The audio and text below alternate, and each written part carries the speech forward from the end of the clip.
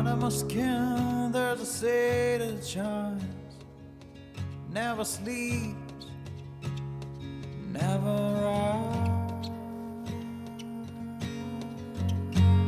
rises.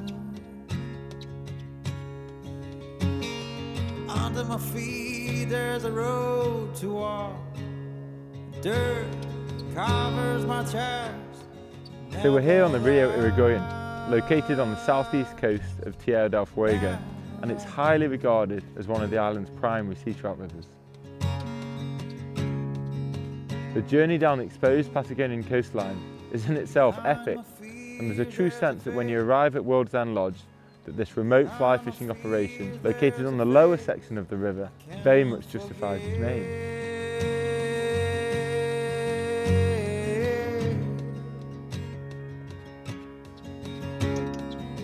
The river's far more narrow than I expected. Your fly casting has to be accurate. It has to be accurate to the environment, which is the lies that the sea trout are lying in are log jams. Now they sit above the water and they sit below the water. Below the water are the physical lies.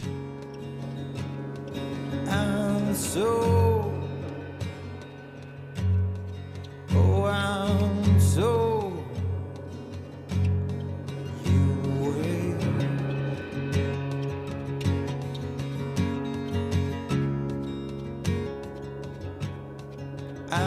so, oh, and so you wait.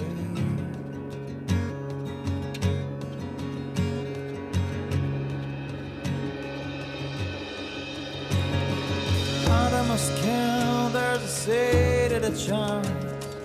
We've been so fortunate to be invited down here to World's End Lodge.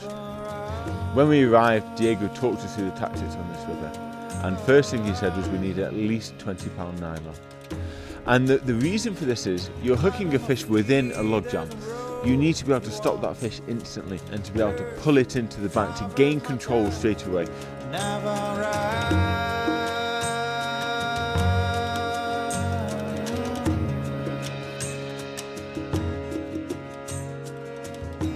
The sea trout range in sizes. We've caught fish from £3 up to £20. Generally we're fishing away from the pools. You're either on your hands and knees or you're a minimum of a rod's length away from the water.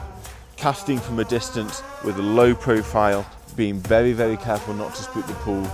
So there's a very targeted, planned approach to the fishing here.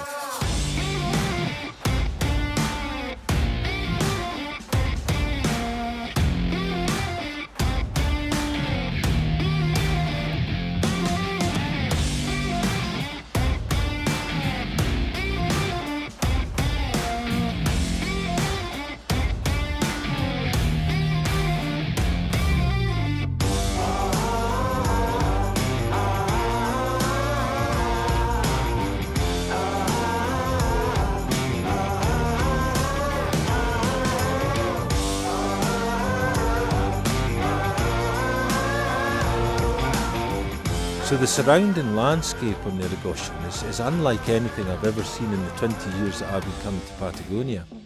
There's a lot of forestation, but there's a lot of dead forestation caused by a big storm many years ago.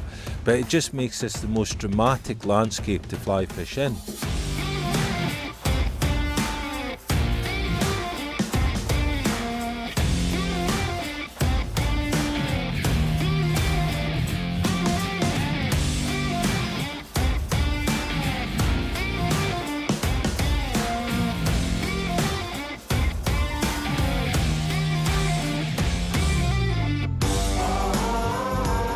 One of the highlights of fishing at World's End Lodge is you can fish from the upper reaches right the way down to the river mouth and in the estuary. You've got a very, very narrow pinch point of where the estuary and the sea comes in and meets the mouth of the river. So one of the interesting things about fishing down at the Boca was whilst we were fishing for sea trout, we came across the robalo. As we know, it's sea bass.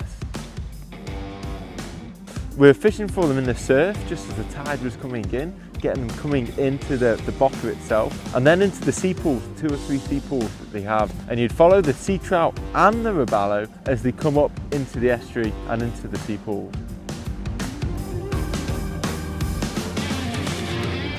So we're almost to the end of what has been another tremendous day on the river system, and it's just as the light begins to fade into the evening sunset that the pools seem to come alive on the Irigoyen.